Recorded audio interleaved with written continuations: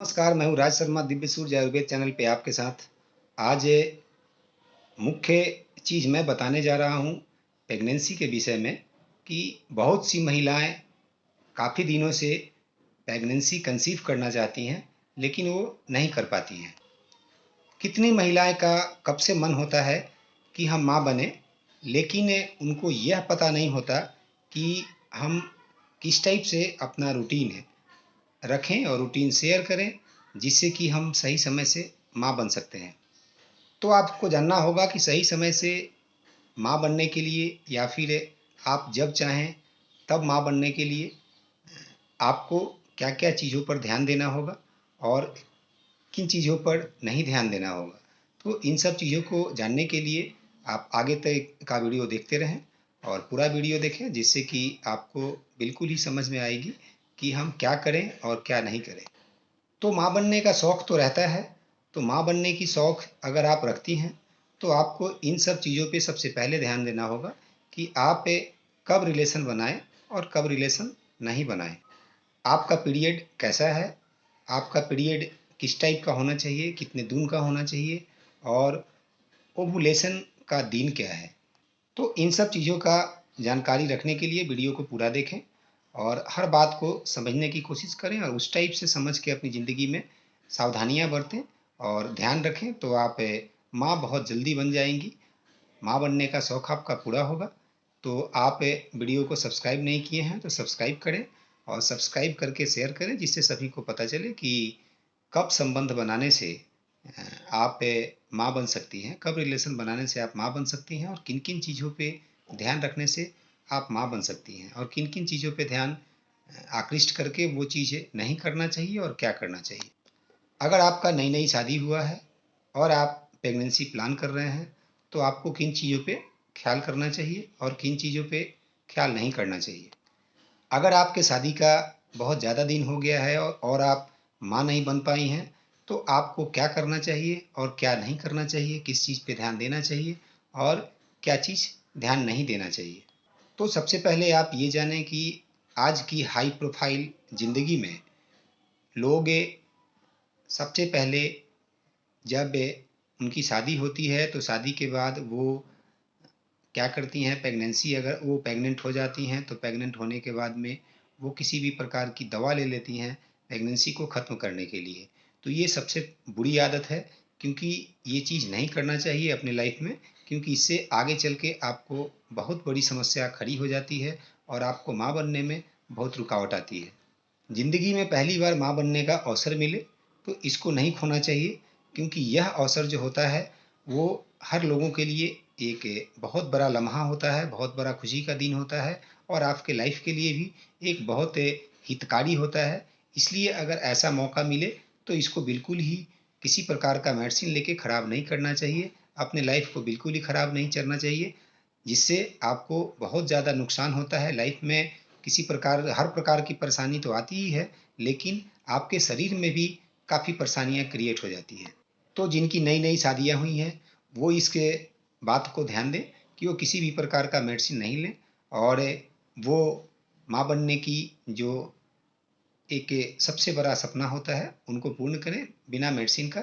अगर ऐसा ईश्वर के द्वारा आपको खुशहाली मिला है और अगर आप माँ नहीं बनी हैं, तो आप इस बात को जानिए कि आपको इस टाइप से कोई लापरवाही में मेडिसिन नहीं लेना चाहिए, जिससे कि आपको आने वाला समय में माँ बनने में बहुत ज़्यादा परेशानी क्रिएट करे। तो अब रही बात कि आपको अगर माँ बनना है, तो आपकी जो माहवारी होती है, इस टाइमिंग को आपको कैलकुलेट करना होगा। आपका माहवारी बिल्कुल ही सही होना चाहिए, इसमें किसी भी प्रकार की प्रॉब्लम्स नहीं होना चाहिए। माहवारी अलग अलग टाइप का होता है। माहवारी को हम एमसी भी कहते हैं, इससे भी आप इसको जान सकती हैं, जो महिलाओं के लिए एक उनकी शरीर के लिए बहुत फ्रेश दिन होता है।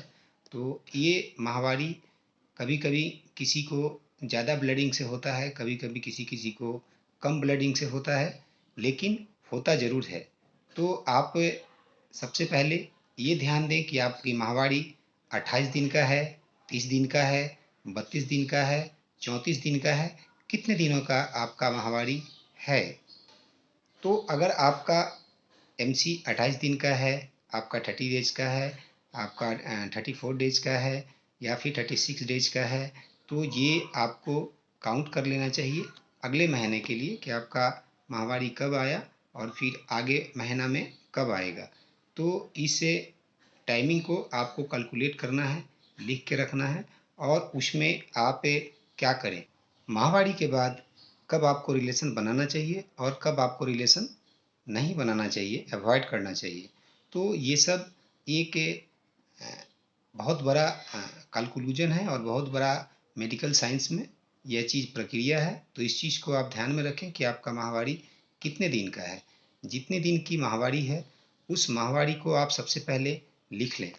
जैसे आपका माहवारी अगर 32 दिन का है तो और 10 तारीख से शुरू हुआ है, तो उसमें क्या है, आपका जो नियम आएगा, जो काउंटिंग आएगा, तो वो 10 तारीख से लेके आपको उसमें क्या है, आपका अगर 32 दिन का चल रहा है तो 10 तारीख से अगर स्टार्ट आप करती हैं तो वो 12 जुलाई आपका जो लास्ट टाइमिंग होता है वो डेट आता है।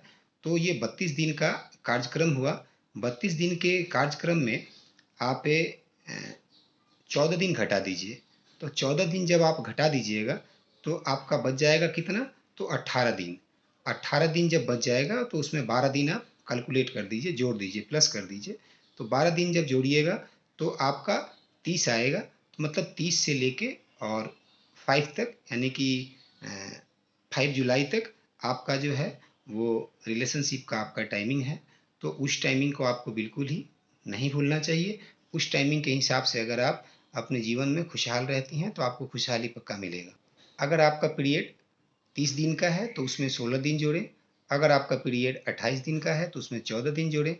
अगर आपका पीरियड 34 दिन का है तो उसमें 20 दिन जोड़ें। और अगर आपका पीरियड 36 दिन का है तो उसमें 22 दिन जोड़ें। 22 दिन जोड़ के मैथमेटिक्स निकाल लें कि आपका रिलेशन का टाइम कौन सा होता है। उस टाइम से में अगर 5 दिन आप रिलेशन बरकरार रखती हैं तो आपको एकदम ईश्वर ज़रूर आपको औलाद देंगे और आप माँ बन सकती हैं।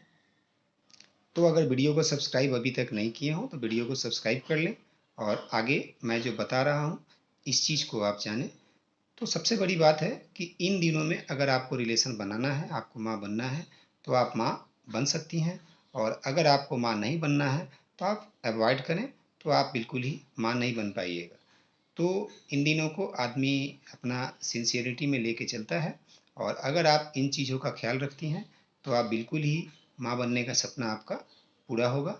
इसलिए आप इन चीज़ों पे ख्याल रखें और दिव्य सूर्य आयुर्वेद चैनल पे आप किसी भी प्रकार का आपको कोई चीज़ जानना है तो आप कमेंट्स बॉक्स में जाके अपनी परेशानी लिख सकती हैं।